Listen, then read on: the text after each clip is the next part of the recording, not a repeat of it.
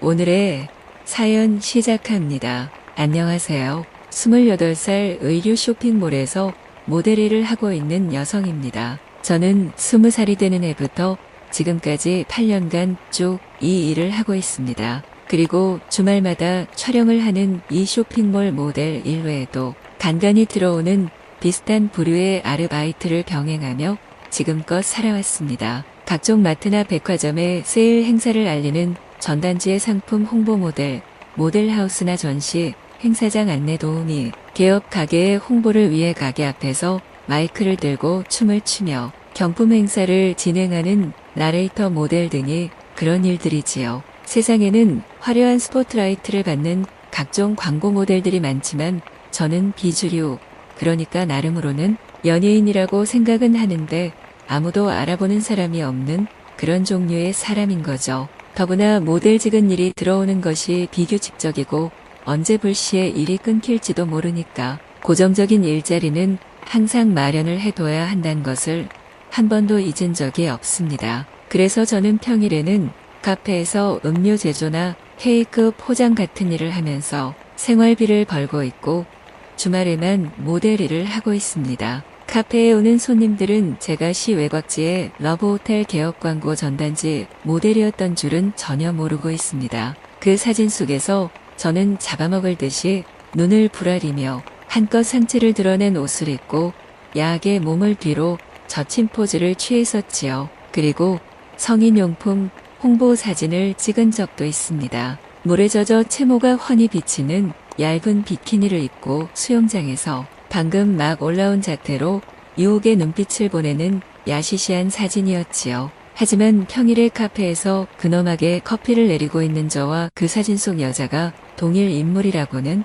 아무도 생각지도 못할 뿐더러 그런 사진이란 게 있는지조차도 사람들은 전혀 모릅니다. 때때로 백화점 전단지나 마트 전단지에 제 얼굴이 조그맣게 들어가는 사진들을 찍기도 했는데요.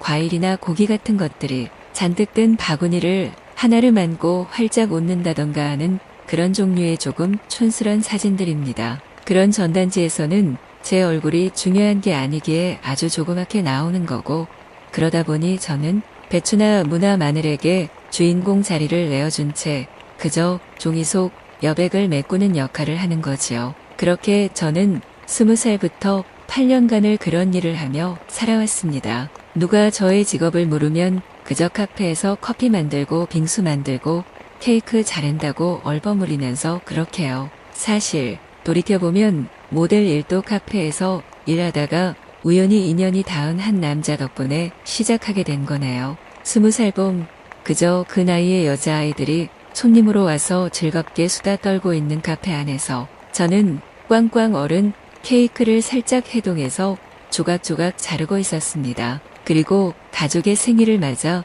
케이크를 고르던 한 중년 남자가 이것저것 맛있어 보이는 메뉴를 물어보며 제게 접근을 시작했고요. 나중에 알고 보니 그는 저보다 나이가 25살이 많았고 그의 깸에 빠져서 따로 만나 사랑을 했고 얼마 후에 그가 제게 모델 알바 일을 소개시켜줬지요. 그리고 그 사내는 9년이 흐른 지금도 숨겨둔 아저씨로 지내고 있습니다. 애초에 저는 그의 도움이 필요해서 만나기 시작했던 것이고 그도 젊은 저의 사랑이 필요했던 것뿐입니다. 그는 도매시장에서 옷 장사를 제법 크게 하는 사람이었는데 그러다 보니 의류 쇼핑몰 업체 사장들과도 인연이 있어서 저를 어떤 쇼핑몰의 모델로 추천을 해주었던 것입니다. 별도의 수입이 생기는 일자리가 만들어지자 저는 그에게 더 바짝 매달리기 시작했지요. 그러자 그는 기다렸단 듯이 이전보다 더 적극적으로 제게 여러 가지 조건을 잠자리에서 원하기 시작했습니다. 그런 요구 사항 이후에는 그가 뭔가 대가를 주었기에 저 역시도 그의 비위를 맞추는 것에 노력을 아끼지 않았습니다. 나이트나 술집에서 술 마시다 섞이게 된 또래 남자들과 사랑을 즐길 때도 그들의 반응을 면밀히 살피기 시작했고 남자들이 어떨 때 사랑으로 들뜨는지를 좀 더 세심히 파악하는 습성이 생겨나기 시작했습니다. 어떻건 저의 노력과 맞물려서 그 아저씨 숨겨둔 아저씨는 아빠뻘이나 되는 나이였지만 여전히 기력이 넘쳤고 20대보다 더 여자를 잘 알고 제 마음을 훔쳐냈습니다. 물론 그에게는 가정이 있었고 아이들은 저보다 몇 살 어리거나 그런 정도였지요. 제가 조금이라도 인지도 있는 모델이 되고 싶어 한다는 것을 안 그는 자신이 할 수 있는 선에서 도와주겠다며 옷 도매 시장 상인회에서 각종 홍보물을 제작하거나 할 때에 저를 추천해 주기도 했고 나레이터 모델을 따주는 에이전시도 소개해주고 그랬습니다. 세상에 태어났다 뿐 아무것도 할 줄 아는 것이 없는 어린 여자에게 그런 나이 들고 적극적인 남자가 하나 있다는 것만으로도 얼마쯤은 이전과는 다른 삶을 살 수 있게 되었습니다.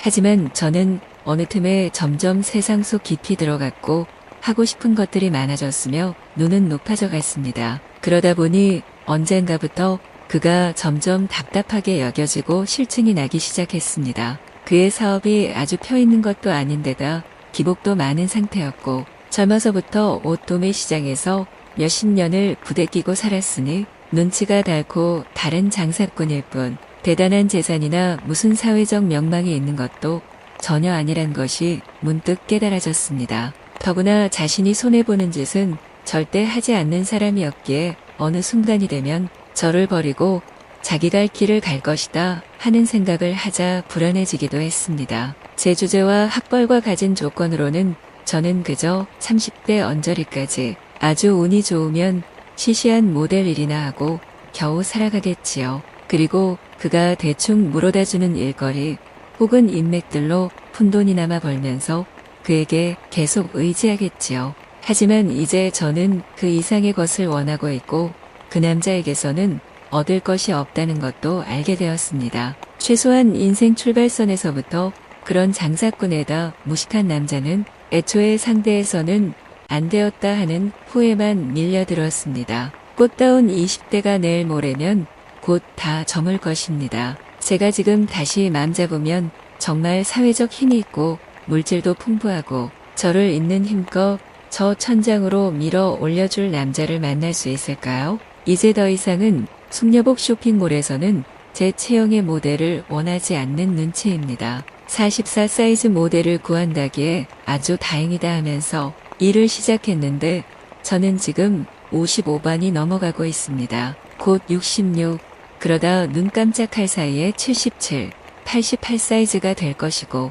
그러다 보면 부인복 모델이나 해야 할 테지요. 지난번에 코 성형을 했고 가슴 보형물이 터져서 다시 재수술을 했더니 돈이 많이 나갔습니다. 그때 긁은 카드 대금을 어서 갚아야 한다는 불안감과 오늘 내일이 될지 모를 해고의 날이 다가오는 것만 같아서 저는 너무 초조합니다. 솔직히 이야기하자면 그 아저씨의 도매 가게가 얼마 전에 규모를 왕창 줄이고 아저씨의 집도 차압당했단 말을 들었기에 저는 이제 그와는 영원히 다른 길로 가야 할 것만 같습니다. 이제 새로운 중년 남자에게 추파를 던지더라도 상대를 잘 파악해가며 미끼를 던질 것입니다. 그저 이 애타는 마음과 육신을 걷어주며 이제라도 저를 정식 연예인의 세계로 이끌어줄 남자한테만 눈길을 줄 것입니다.